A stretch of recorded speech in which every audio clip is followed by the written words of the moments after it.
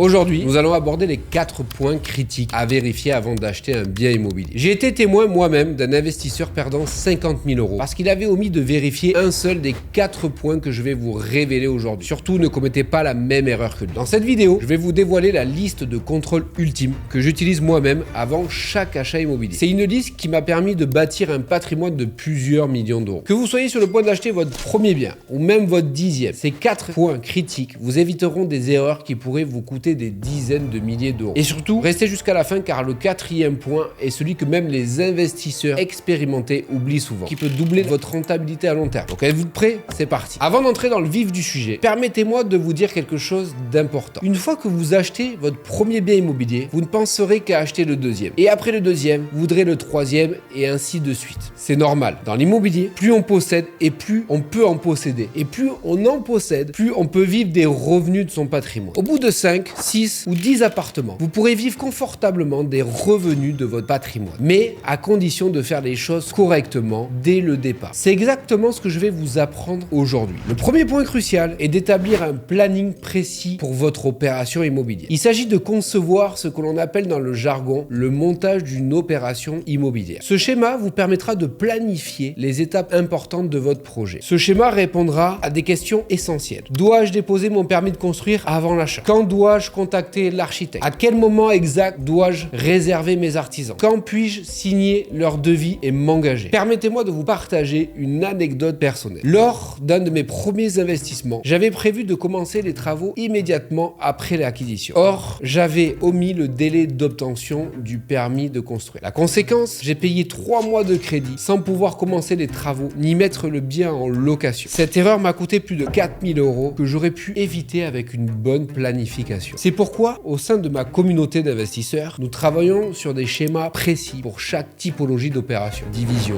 transformation, avec ou sans travaux. Pour ceux que ça intéresse, vous trouverez le lien dans la description. Si ces conseils vous semblent pertinents, n'hésitez pas à aimer cette vidéo. Cela m'aide énormément et permet à d'autres investisseurs comme vous de découvrir ces conseils. Abordons maintenant le deuxième point, qui pourrait franchement vous éviter d'importants problèmes avec l'administration. Oui, la fameuse administration qui nous fait chier à tous, mais c'est comme ça. Il faut y passer. Le deuxième point crucial est de vérifier toutes vos démarches urbanistiques. Si votre projet implique de diviser un bien, de changer sa destination, d'ajouter des fenêtres ou même parfois simplement de modifier la façade, vous devrez réaliser des démarches administratives obligatoires. Il s'agit notamment du permis de construire, de la déclaration préalable de travaux, du permis de démolir, du règlement de lotissement, du cahier des charges du lotissement, du permis d'aménager. Alors, conseil de pro, il est impératif de connaître ces démarches avant de signer votre compromis de vente. Pourquoi? Eh bien, il y a 2 raisons. La première, vous pourrez y introduire des conditions suspensives qui vous protègent. La deuxième, vous pourrez déposer votre demande pendant la durée du compromis. Donc, vous signez d'abord votre compromis de vente et ensuite